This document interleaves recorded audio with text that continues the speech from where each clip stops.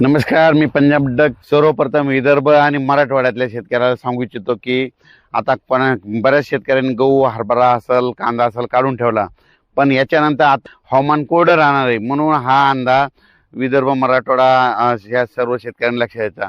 राज्यात मग आता पाऊस कधी येणार, तर राज्यात विदर्भ, मराठवाड्यातल्या ज्यांचा कोणाचा आता याच्यातून बी काही जणांचा हरभरा राहिलाय, गहू राहिलाय, कांदा राहिलाय, तर त्या सर्व शेतकऱ्याला सांगू इच्छितो की तुम्ही काय करा, 30 मार्चच्या अगोदर तुमचा असं गहू असेल, हरभरा असेल, कांदा असेल काढून झाकून घ्या. कारण की राज्यामध्ये परत मार्च एंड म्हणजे 30 मार्च, 31 मार्च, 31 मार्च, 1 एप्रिल आणि 2 एप्रिल ह्या 4 दिवसामध्ये परत एकदा अवकाळीचं सावट राहणार आहे. म्हणून हा अंदाज सर्व शेतकऱ्यांनी विदर्भ, मराठवाड्यातल्या कोरडवून शेतकऱ्यांनी लक्षात द्यायचा. मग सांगायचं झालं तर हे पाऊस मग आता जसा वारं पाऊस पडला तसंच त्याच्यामध्ये वारं राहणार आहे, पाऊस राहणार आहे, काही ठिकाणी गारपीट देखील राहणार आहे. म्हणून विदर्भ, मराठवाड्यातले शेतकरी हा अंदाज लक्षात घ्यावा.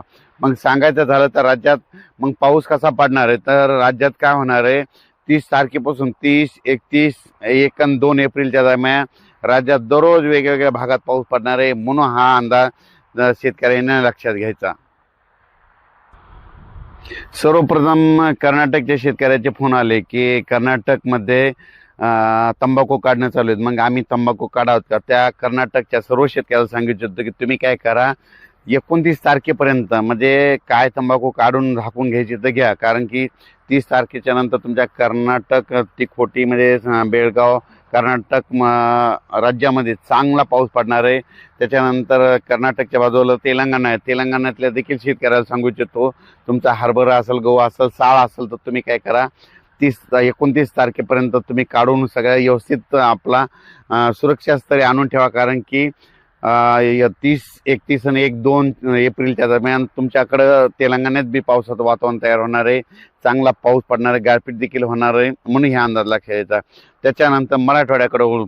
मराठवाड्यामध्ये वर्धा जिल्हा, नागपूर जिल्हा, भंडारा जिल्हा, यवतमाळ जिल्हा, त्याच्यानंतर गडचिरोली, चंद्रपूर, त्याच्यानंतर यवतमाळ, नांदेड, हिंगोली, वाशिम, परभणी, त्याच्यानंतर अकोला, अमरावती, अकोट, वर्धा, अकोला, अकोट, अमरावती, त्याच्यानंतर बुलढाणा जिल्हा, जळगाव जामोद, जळगाव जिल्हा, नंदुरबार जिल्हा, धुळे जिल्हा, त्याच्यानंतर संभाजीनगर, अहिल्यानगर, बीड जिल्हा, जालना जिल्हा, परभणी जिल्हा, त्याच्यानंतर लातूर जिल्हा, धाराशिव जिल्हा.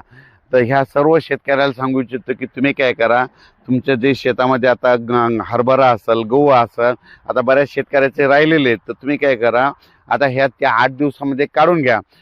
कारण की राज्यात परत एकदा यापेक्षा जास्त पावसाचं वातावरण अवकाळीचं तयार होणार आहे. म्हणून हे अंदाज लक्षात घ्यायचा.